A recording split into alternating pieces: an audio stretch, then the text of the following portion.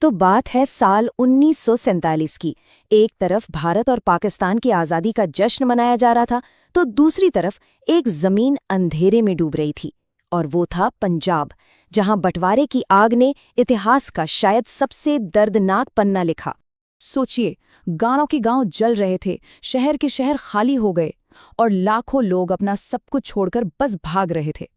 ये थी बंटवारे की असली कीमत, और इसकी सबसे भारी, सबसे दर्दनाक कीमत चुकाई पंजाब ने। लेकिन सवाल उठता है कि आखिर पंजाब ही क्यों? भाई, बंटवारे की लकीरें तो पूरे उपमहाद्वीप में खींची गईं। तो फिर यहीं इसी जमीन पर इतनी भयानक हिंसा क्यों हुई? चलिए आज इसी सवाल के जवाब को ढूंढते हैं। तो इस हिंसा की जड़ों तक पहुंचने के लिए हमें थोड़ा पीछे चलना होगा। उस पंजाब को देखना होगा जो बंटवारे से पहले हुआ करता था। एक ऐसी जमीन जहां सदियों से अलग अलग समुदाय एक साथ रहते आए थे। 1947 से पहले का पंजाब जानते हैं कैसा था? एक बहुरंगी तस्वीर जैसा। बिल्कुल, एक ऐसा इलाका जहां कई समुदाय सदियों से एक दूसरे के साथ रहते थे। यहाँ की संस्कृति, भाषा, रहन-सहन सब कुछ एक मिली-जुली विरासत का एक बहुत ही खूबसूरत नमूना था। तो इस साझा घर में कौन-कौन थे? मुसलमान थे, हिंदू थे, सिख थे, ये मुख्य समुदाय थे। और लाहौर, अमृतसर, रावलपिंडी जैसे शहर ये सिर्फ व्यापार के सेंटर नहीं थे, बल्कि ये साझा संस्कृति की धड़कन थे। पर देखिए, विडंबना इसी बात की है कि आबादी की यही मिली-जुली बनावट, यही खूबसूरती आगे चलकर बंटवारे के फैसले को इतना मुश्किल और इतना खतरनाक बना गई। और फिर नक्शे पर एक लकीर खींच दी गई। बस एक लकीर, लेकिन ये वो लकीर थी जिसने सिर्फ जमीन नहीं बांटी, इसने जिंदगियां बांट दी, घर बांट दिए, दिल बांट दिए। तो अब देखते हैं कि इस रैडक्लिफ लाइन ने पंजाब की किस्मत को कैसे हमेशा हमेशा के लिए बदल दिया। तो ये रैडक्लिफ लाइन थी क्या? असल में ये वो बॉर्डर था जिसे ब्रिटिश भारत को बांटने के लिए खींचा गया, और इसने पंजाब को बीच से बिल्कुल दो हिस्सों में काट दिया। एक हिस्सा बना पश्चिमी पंजाब, जो गया पाकिस्तान में, और दूसरा पूर्वी पंजाब, जो भारत का हिस्सा बना। और बस इसी एक लकीर ने रातों रात सब कुछ बदल दिया।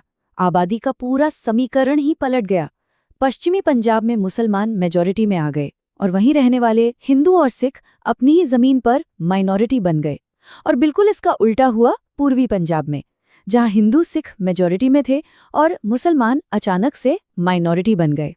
जरा सोचिए इस बारे में। एक नई सीमा खींचने का मतलब क्या था? इसका मतलब था कि लाखों लोग रातों रात अपने ही घरों में, अपनी ही गलियों में दूसरे हो गए, अल्पसंख्यक बन गए। और बस इसी एहसास ने पूरे इलाके में डर और अविश्वास का एक ऐसा माहौल बना दिया जो बहुत जल्द एक भयानक तूफान में बदलने वाला था। और फिर वो दिन आ गया, 1947 की गर्मियां। पर यह सिर्फ मौसम की गर्मी नहीं थी, ये तो नफरत की वो आग थी जिसमें पूरा का पूरा पंजाब जलने वाला था। अगस्त 1947, हिंसा एक जंगली आग की तरह फैली। शुरुआत हुई गांवों पर हमलों से, फिर देखते ही देखते महीने के बीच तक आते आते लाहौर और अमृतसर जैसे बड़े बड़े शहर दंगों की लपटों में घिर गए। और महीने के आखिर तक हालात इतने बिगड़ गए, इंसानियत इतनी खत्म हो गई कि लोग अपनी जान बचाकर भाग रहे थे और उन शरणार्थियों की ट्रेनों और काफिलों पर भी हमले होने लगे। इस बेकाबू होती हिंसा का नतीजा था इतिहास का सबसे बड़ा और शायद सबसे दर्दनाक पलायन। एक ऐसा सैलाब जिसे दुनिया आज द ग्रेट माइग्रेशन के नाम से जानती है। लगभग 1 करोड़ लोग। ये सिर्फ एक नंबर नहीं है, ये उन लोगों की गिनती है जिन्हें बंटवारे की वजह से पंजाब में अपना घर छोड़ना पड़ा। सिर्फ ये एक आंकड़ा इस पूरी त्रासदी की भयावहता बताने के लिए काफी है। और ये पलायन एक तरफा नहीं था, ये 2 तरफा था। देखिए, सीमा के एक तरफ हिंदू और सिख परिवार थे जो पश्चिमी पंजाब से अपनी जान बचाकर भारत की ओर भाग रहे थे। तो ठीक उसी वक्त सीमा के दूसरी तरफ मुस्लिम परिवार थे जो पूर्वी पंजाब से पाकिस्तान की ओर जा रहे थे। दोनों तरफ एक ही कहानी थी। उस वक्त की तस्वीरें अगर देखें तो सड़कों पर किलोमीटरों लंबे काफिले थे, शरणार्थियों के काफिले। कोई पैदल चल रहा है, कोई बैलगाड़ी पर अपना बचा खुचा सामान लादे हुए है। बेबसी और लाचारी के ये मंजर इस मानवीय त्रासदी की एक दर्दनाक पहचान बन गए। तो इस पलायन और हिंसा ने पंजाब के शहरों की शक्ल ही बदल दी, हमेशा के लिए। जो शहर कभी मिली-जुली संस्कृति की मिसाल हुआ करते थे, अब वो बन चुके थे। और ये बदलाव आंकड़ों में भी एकदम साफ दिखता है। एक उदाहरण लेते हैं, लाहौर का। बंटवारे से पहले यहाँ एक अच्छी खासी हिंदू और सिख आबादी थी, पर बंटवारे के बाद ये शहर लगभग पूरी तरह से एक मुस्लिम शहर बन गया। और उधर अमृतसर को देखिए, जहाँ एक बड़ी मुस्लिम आबादी रहती थी, वो अब भारत आए शरणार्थियों का एक बड़ा ठिकाना बन गया था। तो असल में बंटवारे ने सिर्फ एक सूबे को नहीं बांटा था, इसने तो पीढ़ियों से साथ रह रहे समुदायों को, मोहल्लों को बांट दिया था।